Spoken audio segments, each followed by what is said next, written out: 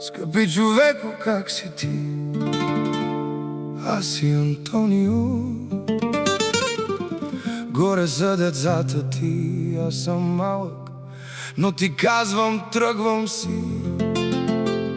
Аз познавам това каменно сърце. Добре, не съм. Какво да кажа не зная. Аз идвам върху те.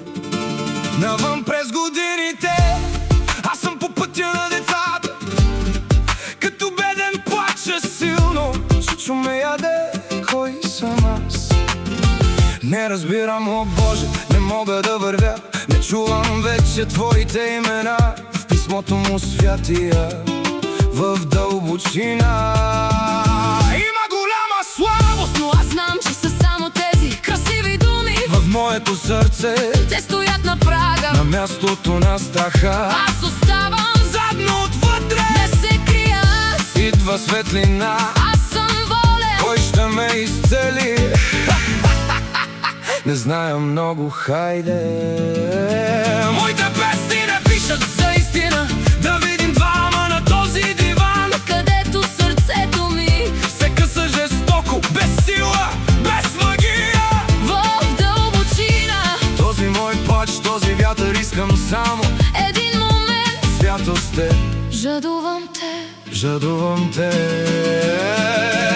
Исус, Отче, Син един, който може да изцели твоя живот и да пази твоето сърце. Там на хоризонта той е пътят през твоя живот.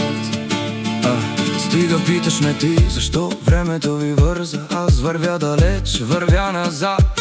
Вярвам силно в неговата власт, че неговото име е високо над нас. не може да умре над моя късмет. Помоли го да ни води. О Боже, защо? Как да тренирам, как да пазя вяра, когато тогава бяхме здрави всички. Неголямото вдигане. Аз съм голям грях. Толкова години от това място, че го желая много. неговата ръка да излезе към мен, отвън да стои. Но какво? за теб ще е ясно. Какво мога да ти дам? Едно болно сърце. Желая да знае какво да прави, да бъде до Исус и да види.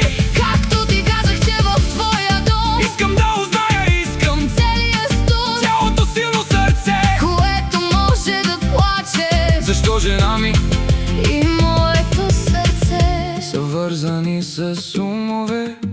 искам моите грехове да дойдат веднъж, помоли да може да идват много пъти между нас. Исус, Отче, Син един, който може да изцели твоя живот и да пази твоето сърце.